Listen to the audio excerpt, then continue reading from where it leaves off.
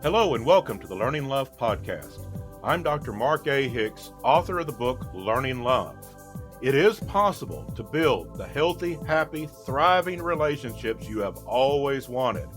So let's spend some time learning love. Love is the answer. Now all we have to do is explore all the questions. And today's question is, what does a healthy relationship look like?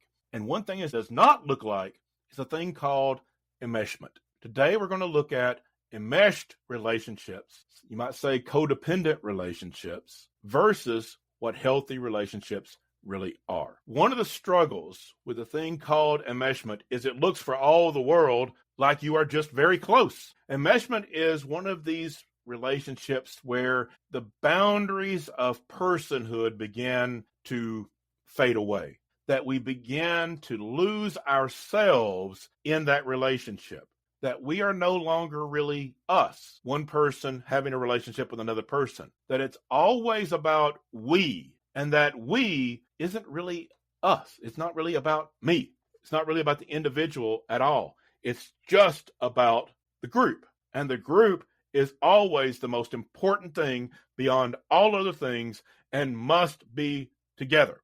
This is the type of enmeshment that leads to some very unhealthy things. This is very common in families that will claim to be a close-knit family, that they feel like they have a closeness about them, but they have crossed the line from a close family into an enmeshed family, so that there's no real identity of a person outside of that group. And if you try to establish an identity outside that group, there's a price to be paid. There's always backlash to that when we're talking about enmeshed families. When we have these kinds of enmeshments, these enmeshed relationships, they tie us together as one group so that we lose who we are. There's a lot of people that have come out of families not even knowing really who they are as a person. There's a lot of people that are in marriages and in families where they sort of lose themselves, and they are only defined in their own mind by being part of this group, part of this family. You can even see that in some workplaces. Interestingly, some workplaces will say, we want to be family. Now, that can be a healthy thing if you're defining family as, we're helpful, we care, we have empathy, we want to truly value one another. If that's the kind of way you're defining family as a company, well, then great.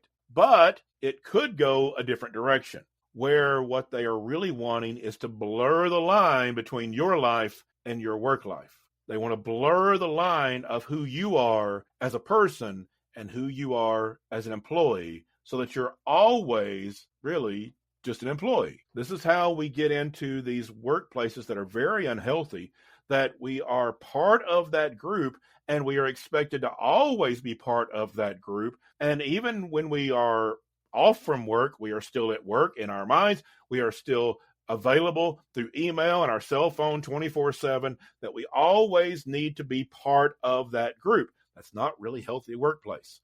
It's fine to devote yourself to your work. If you love your work, it's fine to spend lots of hours there and put your all into it. But we have to have a healthy boundary between who we are as a person and who we are as an employee.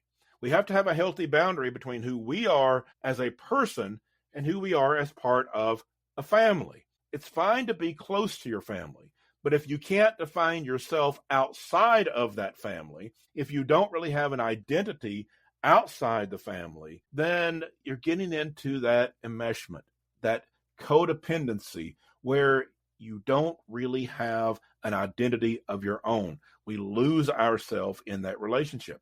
Now, we've been taught in some circles that's a good thing. We've been taught that two lives in a marriage become one, and we are now one person, and we have one life. No, you share a life. You do have a life together, but a healthy marriage is between two healthy people that choose to live a life together, to build a life together. They do not become one person losing themselves in a relationship. They become a single life built together, but they both contribute individually, and they are still an individual person who is respected as an individual, that you get to grow as an individual. You get to explore as an individual in healthy relationships. You get to define who you are and set boundaries within healthy relationships. And if that doesn't apply to your family or to your workplace or to some community that you're in, then you're really talking about an enmeshment, an attachment relationship where you are losing yourself and who you are as a person.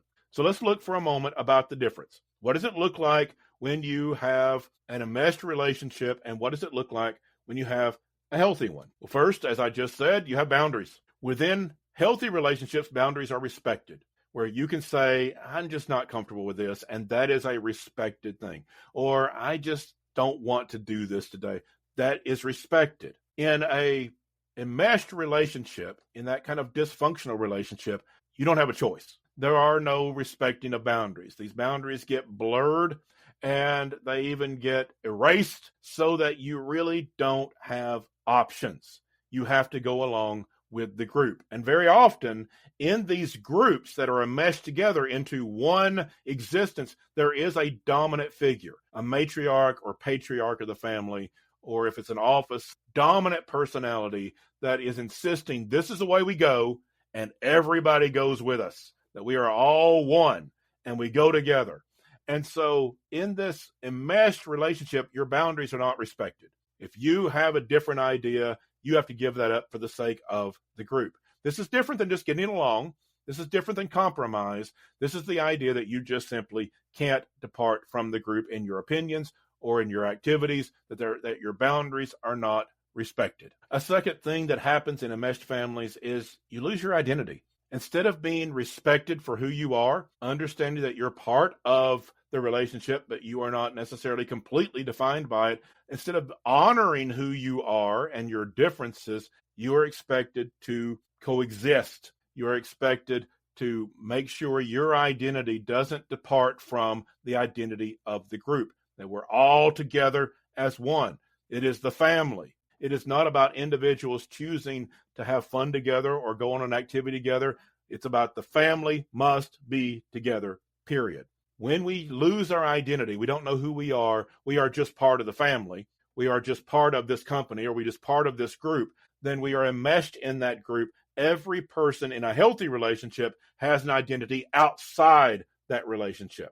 You are not defined by the relationship itself. You are choosing to be in it, and you enjoy being part of it, and you are choosing to live that life and build that life together, but you still have a healthy identity of who you are outside that relationship. That's a healthy relationship. When whole people are coming together, we're not looking for halves. This is a problem in identity because we've been taught this idea that we have this two sections of the heart. You might have seen this in jewelry where someone is wearing a half a heart with a jagged edge, and they're looking for the other half a heart with a jagged edge to put that together and form one person, one heart. It's cute, and it's a heartwarming type of idea, but it's not really healthy to live that in real life. It's fine for romantic comedy. It's not fine for real life.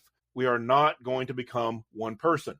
We are two individual people in a marriage that choose to build a single life together. There's a big difference in that. We have to keep our identity if we're going to have healthy relationships. Another red flag comes in the area of motivation. Are you motivated by fear in the relationship? If I don't go along, there's going to be consequences. If I try to stand my ground on this issue, there's going to be big consequences. I could lose everything. I could lose my family. I could lose the people in my life that mean so much to me. If there is fear motivating that relationship, that's a really good sign you are in a very dysfunctional, toxic, enmeshed type of relationship. In healthy relationships, the motivation is always, how can we help each other grow? How can we love each other and help each other grow and help each other develop a happy, healthy life?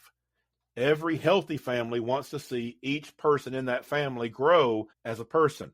The unhealthy families want to always keep people from growing and make it very fearful to think that you might grow outside of that family, that you might have other interests or be taking a different direction in life. If your relationship is motivated by fear and consequences, it's a really good sign that you're in a dysfunctional relationship, that is an enmeshed relationship where you've lost your identity, you've lost who you are, and you are motivated by fear, thinking you won't be anybody if I lose this. Relationships of love that are healthy are always motivated by helping each other grow, even if it means you might grow in one particular area that has nothing to do with the rest of us. You might have an interest that has nothing to do with the rest of us, and that's okay. We'll support you.